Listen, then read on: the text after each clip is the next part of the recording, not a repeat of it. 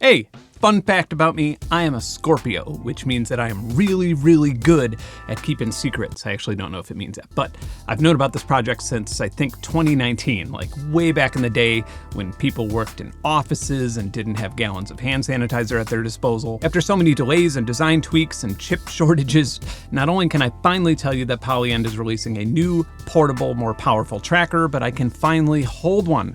Well, this is a prototype, but this is it. So what's new about it? The list of things new since the initial release of the Polyend tracker is literally exhausting to think about. I'll touch on some of those favorites later. But what's new hardware-wise? It is battery-powered and USB-C chargeable. The battery is expected to last up to 8 hours, but I personally think that's a very conservative estimate, as I've gone quite a long time without having to charge it. It has a high-quality onboard microphone, so you could just sample whatever you want on the fly. Increased audio quality and stereo sample support with no limitations. This includes every single track and lane. It has audio over USB that is configurable in settings, whether you want to hook it up to your phone or your computer. It has 4 times more memory than the original tracker and a much more powerful CPU, and it comes with a case. And then there's a lot of other things like UI improvements, a more stable clock, lower latency, easier project management, a metronome while recording samples, and so on. I feel like by the time I'm done filming this segment, I'll check my phone and they'll have added something else. Compared to the original Polyend tracker, the workflow is virtually identical as they're running the same core software. If you're already a Polyend tracker user, I suppose the only thing you'd be missing is the large dial, FM radio sampling, and the grid below. That being said, there are a lot of clever UI improvements that have made it a pretty seamless transition. Come here. I'm gonna tell you some insider Polyend tracker history. I remember hearing about the Mini long before getting my hands on the original tracker prototype. At the time, cramming this power into this had way too many drawbacks, not to mention making a reliable, sturdy product that can hold up while traveling along with you had its own challenges, like heat management, for example. And remember, just like 5 years ago, other than some Game Boy mods and a Eurorack sequencer, there were no dedicated hardware trackers available, so this was already a huge gamble. But it turned out that there actually was a pretty huge market for hardware trackers, and now, after navigating through a chip shortage and a bunch of other variables, some renovation on the internals has allowed this to actually be much more powerful than this. When I finally had a prototype, I expected there to be a little bit of a learning curve, like when I got the first trackers, just because the workflow is a little bit different, but there wasn't. I just got right to work. All right, I'm gonna shut up. Let's go check it out. Before we get into this, I wanna be completely transparent. I don't really do product reviews or consumer reports on this channel, but I want to point out that I have a very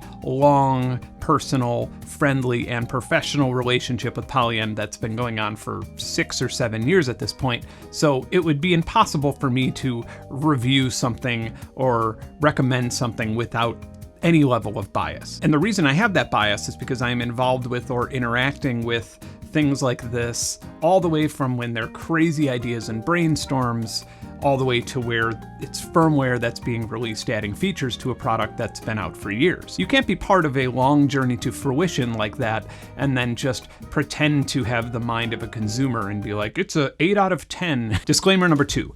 This is a prototype.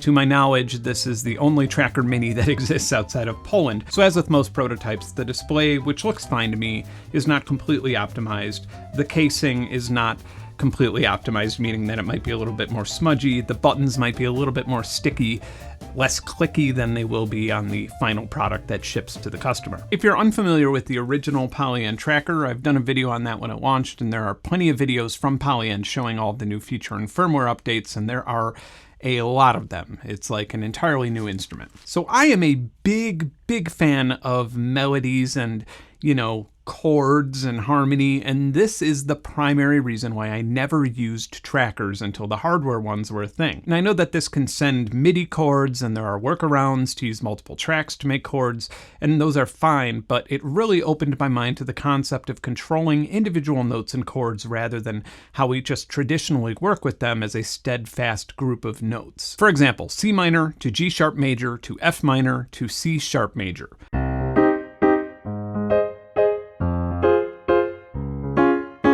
All of these chords only have one note changing incrementally.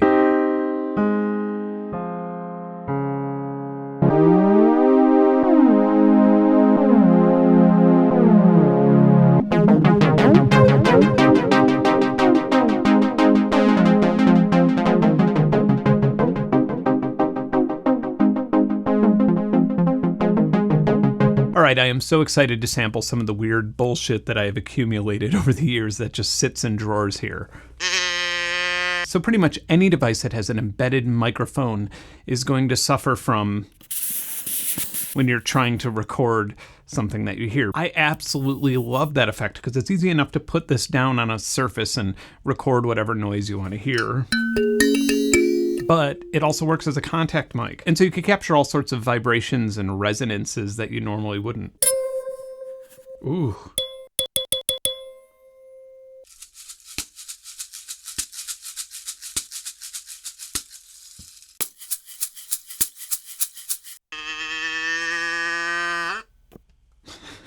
All right, we got 2 kalimbas, a shaker, a cow, a thud.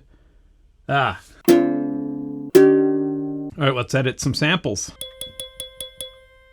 Pretty close.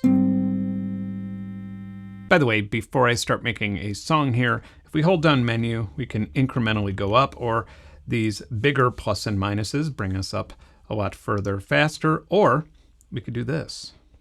And these 4 shortcut buttons, or 8 if you hold down Shift, are entirely customizable in the configuration.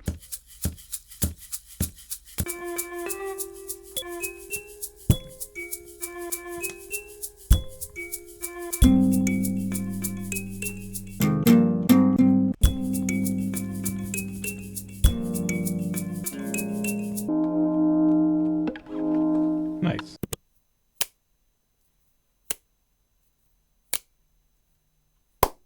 All right, I need a bass, but I can't actually go get my bass because that's cheating. I have to use some improvised weird thing around. Ooh, I got it. Come on, yes. Can we get a bass out of this tweezer? That sounds so weird. Safe to say that the tweezers work quite well. We've not used the old country cow wavetable yet.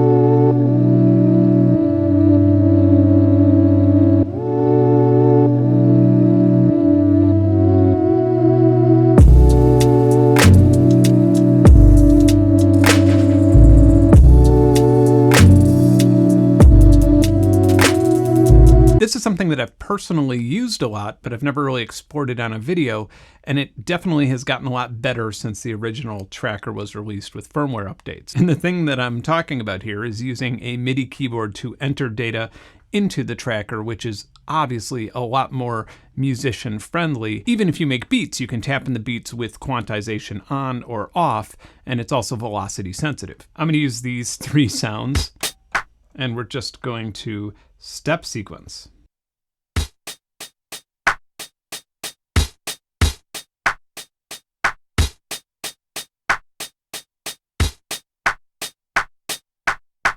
And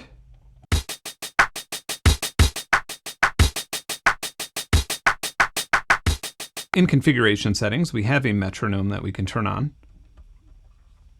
And we could turn it on as a pre-roll if we wanted to, which I'm going to leave off. And then we could even set its time signature and volume. I feel like I picked the worst drum kit I possibly could, so let's change that.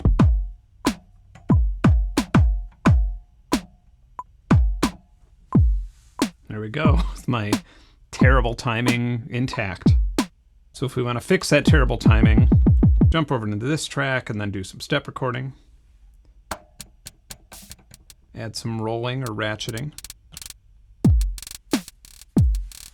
So I'm going to record some notes and I want them to be quantized. So I'm going to go into general settings here and turn off the micro timing so it is velocity only. And you could also turn off velocity as well. We could set a really, really long delay size.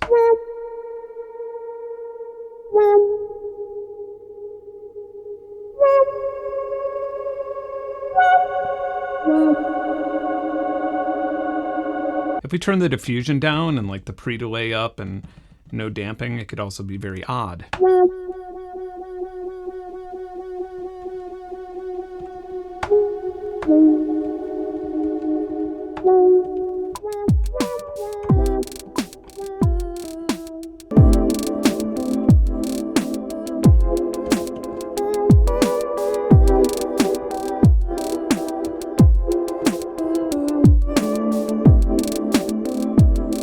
What a weird ass track. Oh, and something I completely forgot to mention. You can load project files from the Polyend tracker, and you could still load mod files and all that stuff. It even has all the games. It essentially is the exact same software, just running with increased headroom and CPU power. Hold on! So what do you think? As usual, I wanted to do a longer video on it, but again, I'm using a prototype in early firmware. I don't want to go super deep on something that will be improved a lot by the time you get your hands on it. Speaking of you getting your hands on it, the Tracker Mini will cost $699 on launch, and it will come with a case, MIDI DIN adapters, USB-C charging and data cable, charger, an SD card, a whole bunch of kits and presets to get you started. By the time you're seeing this video, Polyend should have pre-orders open and they'll be shipping by June. If this is something that really tickles your fancy, I'd probably not sleep on it because if you remember this, it's sold out like hotcakes. In a few days, I'm gonna take this on the road and film my yearly one piece of music gear on a 5,000 plus mile road trip video. This time I'm going to some incredible spots in the Southwest and crossing over into Mexico for some fresh inspiration and samples. I'm actually getting really obsessed with the idea of capturing wavetables on the fly from my surroundings and then just making a track. And I'm really, really hoping that I find myself in the middle of like a mariachi parade of some sort. Fingers crossed. I suppose if you're watching this video on the premiere, then I'm already in California for NAMM and halfway through with that road trip. Come say hi. This is a deceptively small, deep, and powerful music production device, so there's a lot more ground to cover, and I'll be posting more Tracker Mini content this year, so stay tuned. And of course, if you like this video, subscribe to my channel. If you want to join a great, healthy community with monthly songwriting challenges, unreleased music, audio assets, audio-related coupons and discount codes, or if you just want to support this channel's existence, then my Patreon is for you, and you can join for as little as $1. All right, see you later. Bye.